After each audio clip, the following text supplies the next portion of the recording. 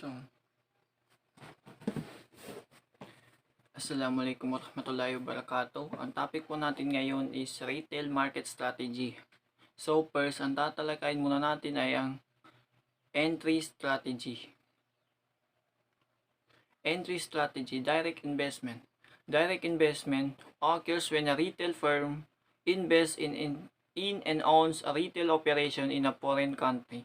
This entry requires the highest level of investment and expose the retailer to the greatest risk, but it also has the highest potential return. So, ang direct investment naman ay may involve a company in one country opening its own business operation in another country.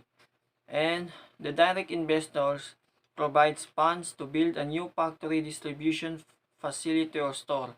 For example, McDonald's built a building plant to produce buns when local suppliers could not meet its specifications. Joint venture.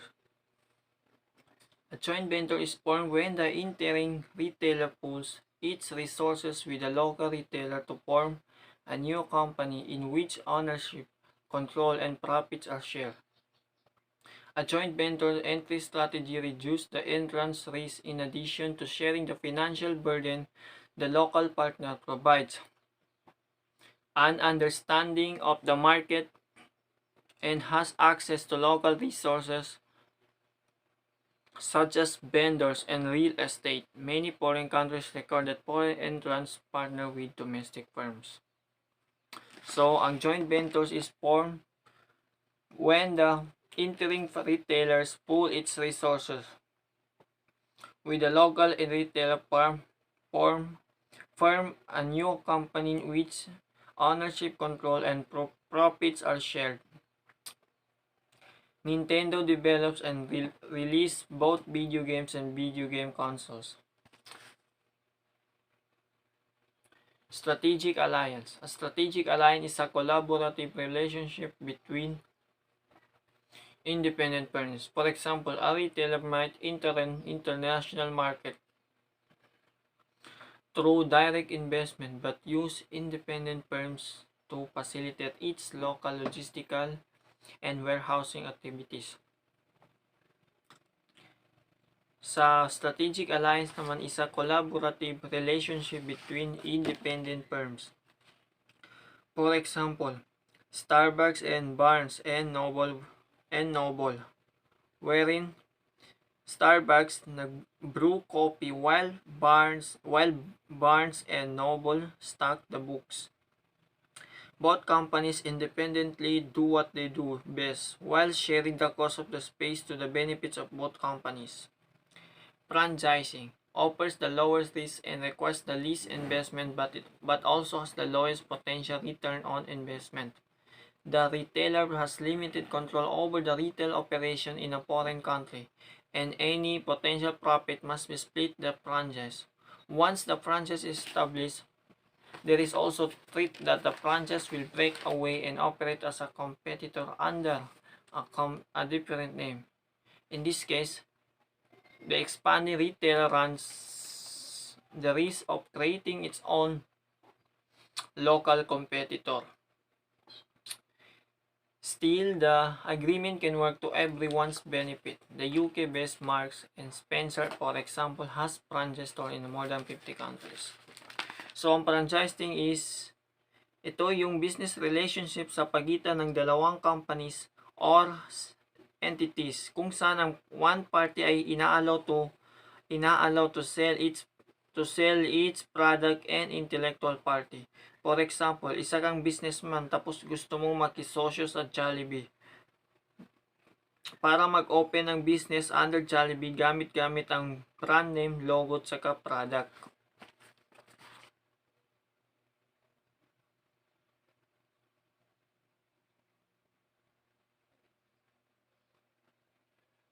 So, dito na po tayo sa 7 step sa strategic planning process.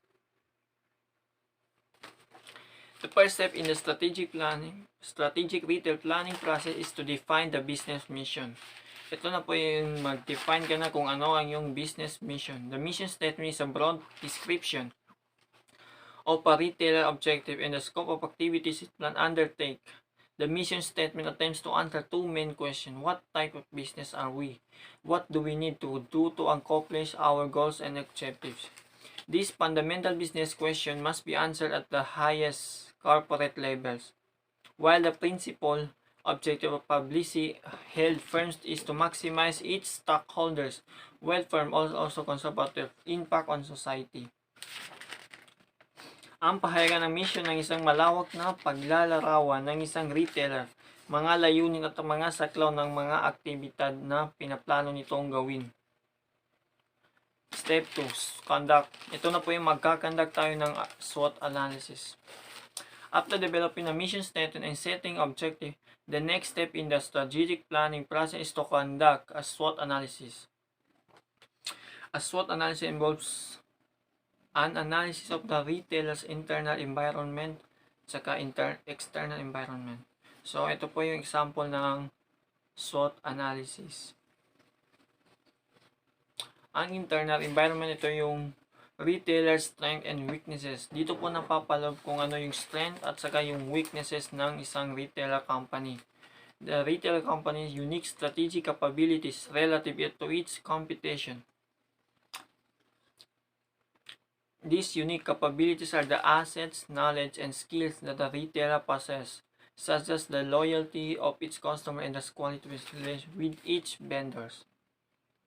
External environment naman ay identifies the retailer opportunities. Ito na po yung mga opportunities tsaka threats. The aspect of the environment that might positively or negatively affect the retail performance. These factors associated with the market competition and environment dynamics are typically beyond the retailer controls. Sa market factors naman, ang mga lumalagong merkado ay karaniwang mas kaakit-akit kaysa sa mature o bumababa ng mga pamilihan. Halimbawa, ang mga retailer na merkado para sa limitadong assortment, extreme value. Mas mabilis na lumalaki ang mga retailer kaysa sa mga department store. Competitive factors. The nature of the competition in retail market is affected by barriers to entry, the bargaining power of vendors, and competitive rivalry. So, sa competitive, mayroon po itong tatlo, which is scale economies, customer loyalty, and the availability of great location. So, scale economies naman are cost advantage due to retailer size. Market dominated by large competitors with scale are typically unattractive because the dominant firms have a sustainable and cost advantage.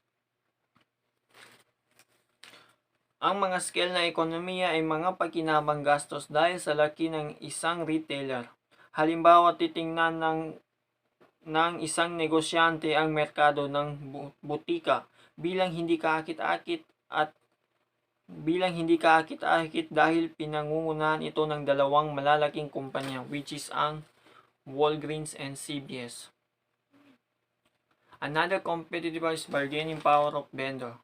Market are less attractive when the only few vendors control the merchandise sold in the market. The final competitive factors is a level of competitive.